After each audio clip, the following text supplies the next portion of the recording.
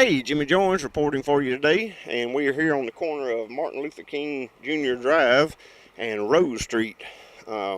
Today is Tuesday, March the 24th, and we just left a hearing at the Eastman City Council. A company has made a proposal to purchase this property from Kathy Sapp and erect a electronic billboard. The proposal was made and an application was put in with the city for a permit to erect a billboard. City officials denied the individual's request for a permit to erect a billboard based on the current city ordinances. We have zoning laws that we have that's in place that the procedure we try to go through and follow. And like I say, the purpose of a zoning is a government tool that we use to promote the health, safety, and general welfare for the city of Eastman. Other reason on the 92.5, it says that any exterior sign displayed shall certainly pertain only to the use within the building, and that was our general purpose of denying the claim.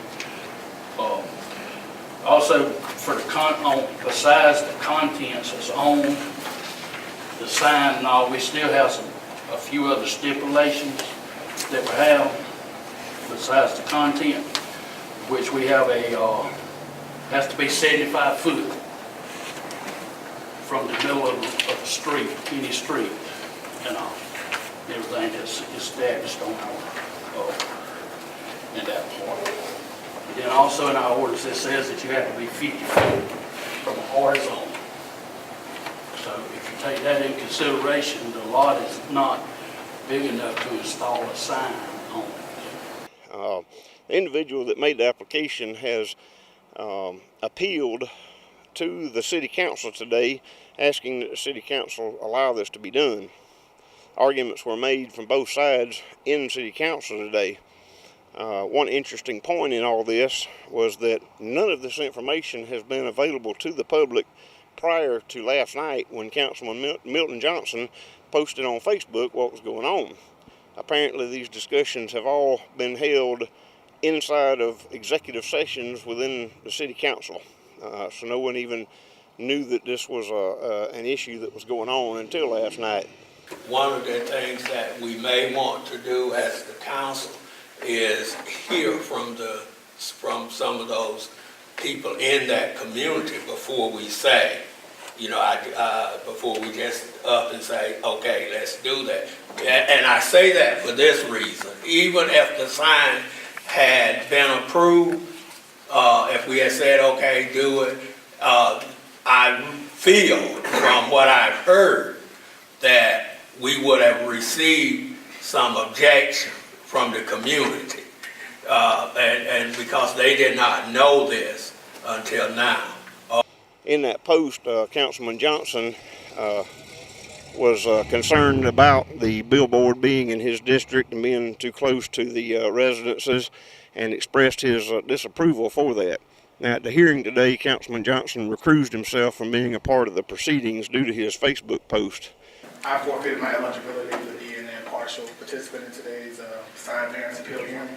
So out of respect for the hearing and for all those that are involved in the hearing, I'm going to respectfully remove myself as a council person from today's proceedings. Thank you. Patrick Sapp addressed the council and read a letter from his sister Kathy Sapp, who is the current owner of the property, in which they admonished Councilman Johnson for his Facebook post last night. Now, so take a look at excerpts from the council meeting that we've got here for you. How you doing? Fine, how you doing? What I've got to say really doesn't have much to do with pro or any negative opinions on the sign. But I just wanted to give you a few facts that my sister called me up about in reference to what had taken place this morning that she read. The history on the property in question was purchased by my sister and I years ago to improve the corner the old abandoned house on the property was used for negative uses that did affect the city of Eastman. For a city official to post on Facebook a landowner's name, business name, and phone number is totally uncalled for. Needless to say, 16 people liked his comments when I last checked on his post. 16 out of 20,000 people in this county, okay? Billboards are placed adjacent to neighborhoods throughout the state of Georgia. The property must be zoned commercial, which this property is zoned commercial. Needless to say, I've heard a lot of different opinions on the ordinance, and I understand that, okay? And I respect everything Mr. Battle said. I respect everything that the gentleman said and Randy said. Now listen to this. To try and engage the public to boycott lawful businesses that pay city, county, state, and federal taxes is a shot way below the belt. These businesses struggle daily to stay in business without a public city official threatening a financial boycott on their well-being. My sister wanted to relay the message that the Facebook post, both by an individual and a political post, were not taken lightly. It is my understanding, after reading the ethics ordinance, that city officials should not incite public boycotts against policy, whether for or against.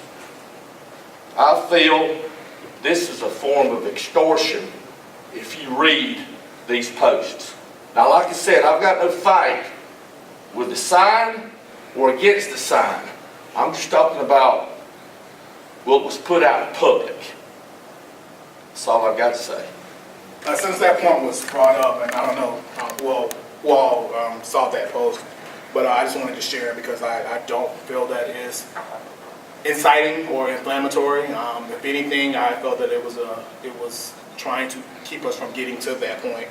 And if you would like to see, I also have the insights. I'm a social media guy, and as of right now, that post has been interacted with about 10,804 people. So all don't like it, but you know how Eastman is. We'll post anonymous all day, but we want to actually make comments to like.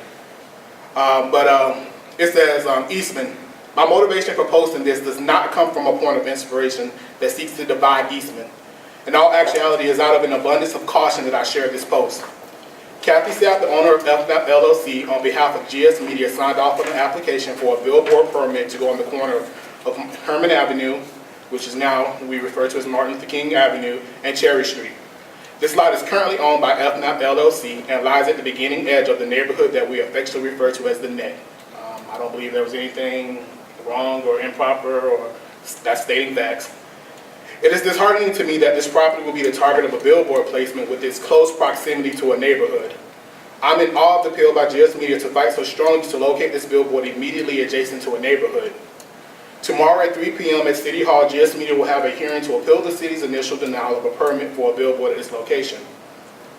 I'm not aware of any other neighborhood in this city where for a moment it will be contemplated to put a billboard next to someone's home. This leads me to believe that the only reason why it is felt that this is an acceptable location is due to the fact that it is an economically disadvantaged minority neighborhood. FNAP LLC as the property owner of that lot. FNAP LLC as the property owner of the lot that GS Media has attempted to get approval for has seemingly lost sight of the many minority households that patronize the Griffin Street Laundromat, the Ice House, Dixie Cleaners, and the Subway and Domino's buildings that are leased to those establishments. These households are not just in the neighborhood. They are dispersed all across Eastman and Dodge County. It is my belief that if the City of Eastman's ordinance prohibiting signs and billboards from being within 50 feet of a residential zone is ineffective, that the minority residents of all other residents of Eastman and Dodge County will have no other recourse but to show their displeasure in the only way they can significantly be felt by a business owner, the withholding of their money from a business to magnify their voices. So it is out of an abundance of caution that I ask you to take time of your day tomorrow to give the owner of FNAP LLC a call and share how terrible you feel about her support of the plan for this billboard. Again, we found out today that the property owner still owns that property and they are paramount in this moving forward. If you have time in your day, please attend the hearing on the billboard.